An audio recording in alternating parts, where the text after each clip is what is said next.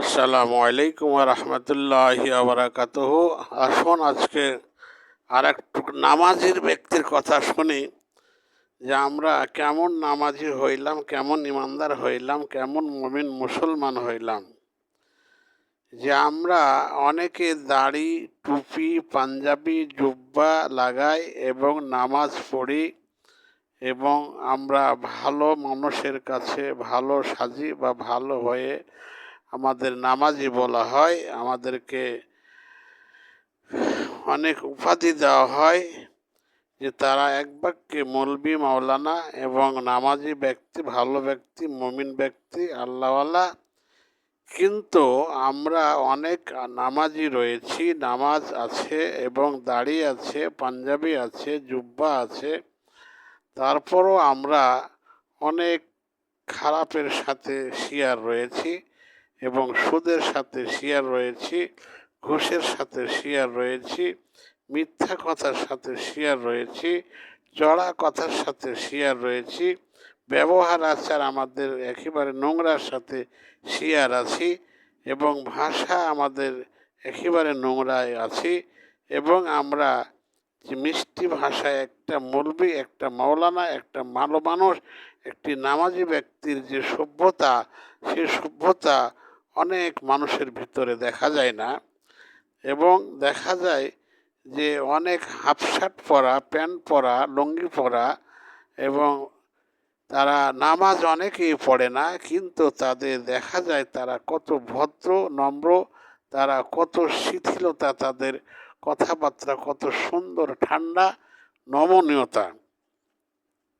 কিন্তু এই ব্যবহারটি আমাদের হওয়া উচিত ছিল, নামাজি ব্যক্তি হওয়ার উচিত ছিল। কিন্তু নামাজি ব্যক্তি অনেকে আছে, মুমিন ব্যক্তি অনেকে আছে যে সেই দিক দিয়ে খুবই দুর্বলা। এবং ভালো মানুষ যারা রয়েছে তাদেরকে মানুষ কত ভালো চোখে দেখে দেখেন। যারা এখনও যারা আলেম ওলামা রয়েছেন, পীর পাইকাম্বার রয়েছেন, এক বাক্যে ভালো যারা, তারাকে মানুষ কত শ্রদ্ধা করে ভালোবাসে। যার ভিতর চালাকি নাই, চতুরি নাই, মিথ্যা কথা নাই, কোনো দুর্নীতি নাই, কোনো অন্যায়ের ভিতর নাই, জড়িত নাই, তারা আল্লাহর, তারাকে মানুষ বলে যে এরা হচ্ছে আল্লাহর ফেরেশতার মতন। হ্যাঁ, মানুষ নয়, আল্লাহর ফেরেশতা।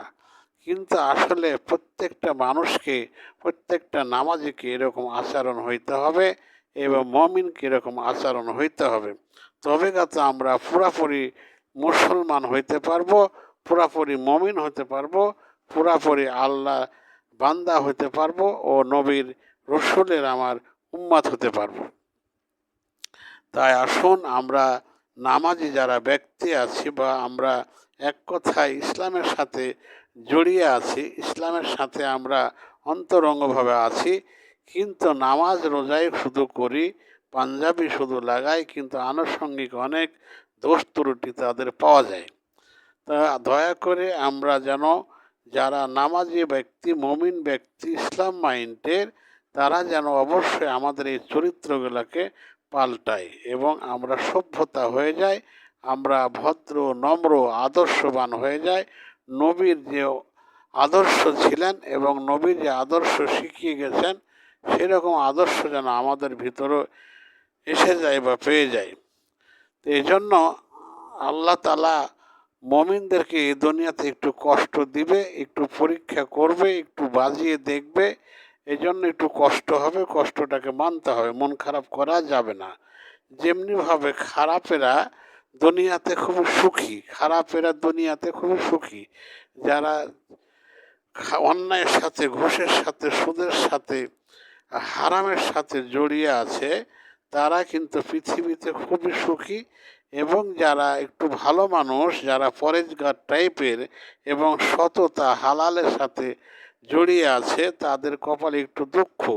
এটা মানাইতে হবে। পরকালে আপনার জন্য শুধু সুখ আর শান্তি, সুখ আর শান্তি। এই জন্য এই দুনিয়াতে একটু কষ্ট হলেও মানাইতে হবে। ওই বেনামাজির ধন দৌলত, টাকা পয়সা দেখে, খাওয়া দেখে আপনার আফসোস করা যাবে না, পস্তানো যাবে না।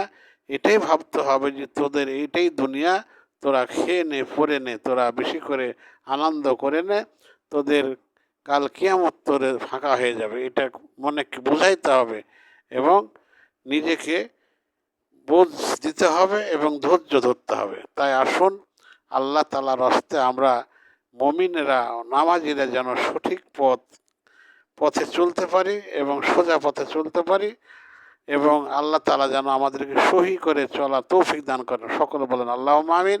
আসসালামু আলাইকুম ওয়া রাহমাতুল্লাহি ওয়া বারাকাতুহু।